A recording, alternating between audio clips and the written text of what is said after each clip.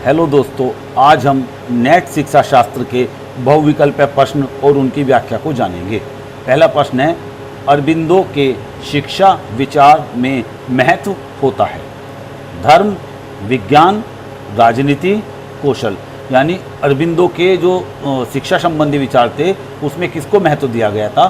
तो अरबिंदो के शिक्षा संबंधी विचार में धर्म को महत्व दिया गया था। श्री अरबिंदो धार्मिक शिक्षा को अनिवार्य मानते थे।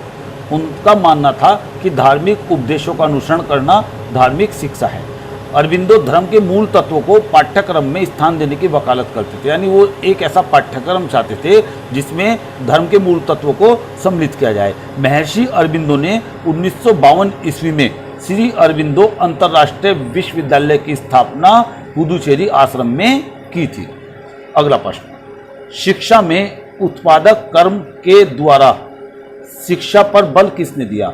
यानी ऐसी शिक्षा किसकी थी जिसने उत्पादन कार्यों के द्वारा शिक्षा पर बल दिया? चार ऑप्शन है, ए टैगोर, बी गांधी जी, सी अरबिंदो, डी विवेकानंद। तो इसका उत्तर होगा उत्पादक कर्म के द्वारा शिक्षा पर बल गांधी जी ने दिया। महात्मा गांधी ने बुनियादी शिक्षा दी थी जिसको हम नई तालीम के नाम से भी जानते हैं। बुनियादी शिक्षा में महात्मा गांधी ने उत्पादक कर्म के द्वारा शिक्षा पर बल दिया। बुनियादी शिक्षा के मुख्य सिद्धांत इस प्रकार थे कि बालक को प्रथम 7 वर्ष तक निःशुल्क अनिवार्य शिक्षा दी जाए। महात्मा गांधी शिक्षा का माध्यम मातृभाषा मानते थे और ये विदेशी भाषा का विरोध करते थे। उद्योग केंद्रित शिक्षा पर बल देते थे।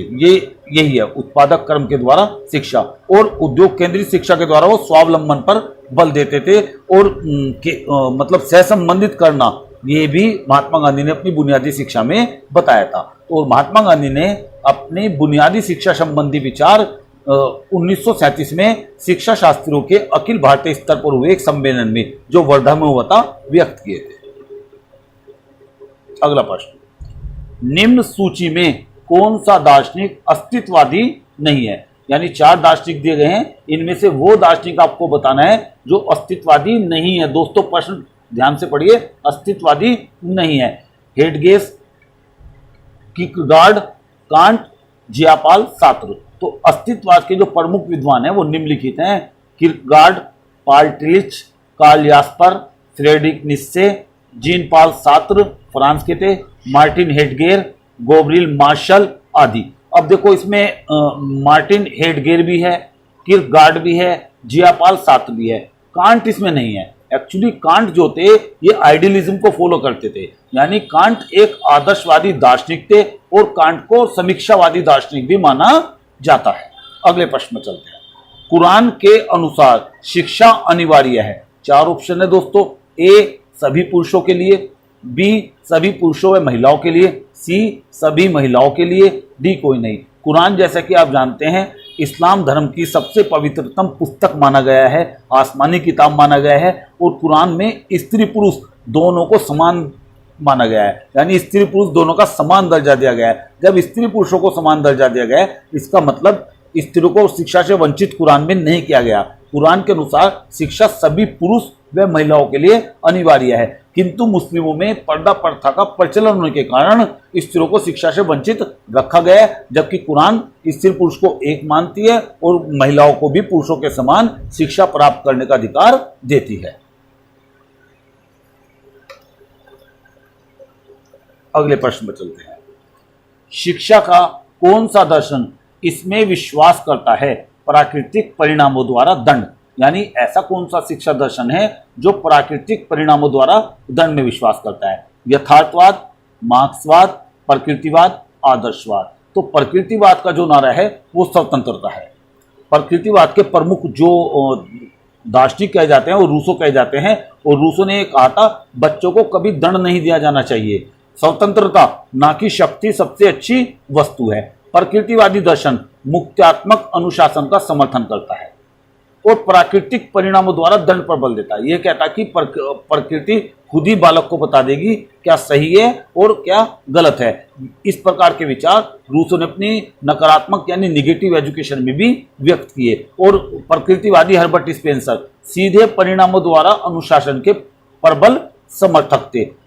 तो इस प्रकार से प्रकृतिवाद प्राकृतिक परिणामों द्वारा दंड पर बल देता है। आदर्शवाद की अगर हम बात करें तो आदर्शवाद प्रभावात्मक अनुशासन पर बल देता था, जबकि यथार्थवाद सेल्फ डिसिप्लिन यानी स्व अनुशासन पर बल देता था। चलिए अगले प्रश्न पर चलते हैं।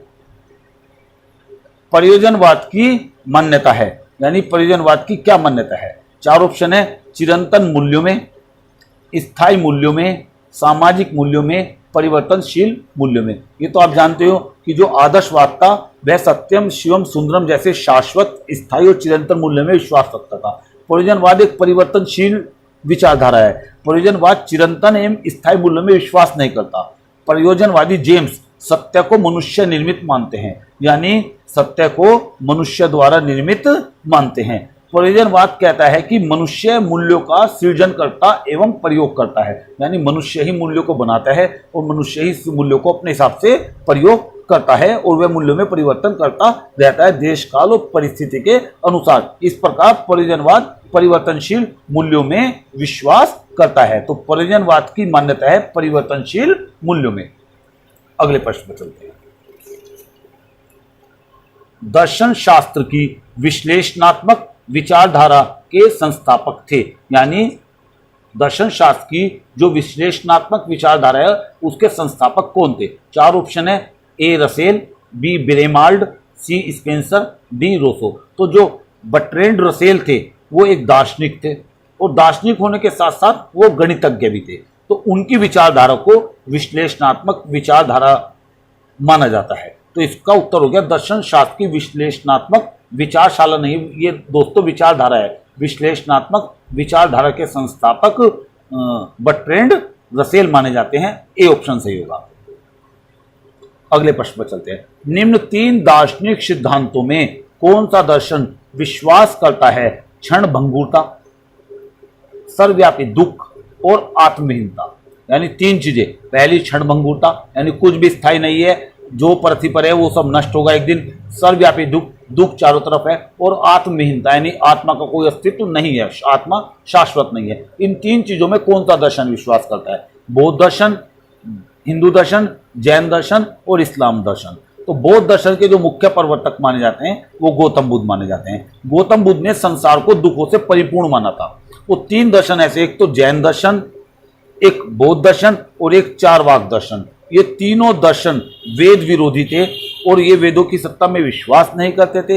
इसलिए इन तीनों दर्शन को, बौद्ध दर्शन को, जैन दर्शन को और चारवाक दर्शन को नास्तिक दर्शन माना जाता है। तो गौतम बुद्ध क्षण भंगुरता, सर्वव्यापी दुख और आत्महीनता में विश्वास करते थे। गौतम बुद्ध मानते थे, बौद्ध धर्म मानता था कि जीवन दुखों से परिपूर्ण है, यानी दुख सर्वव्यापी है।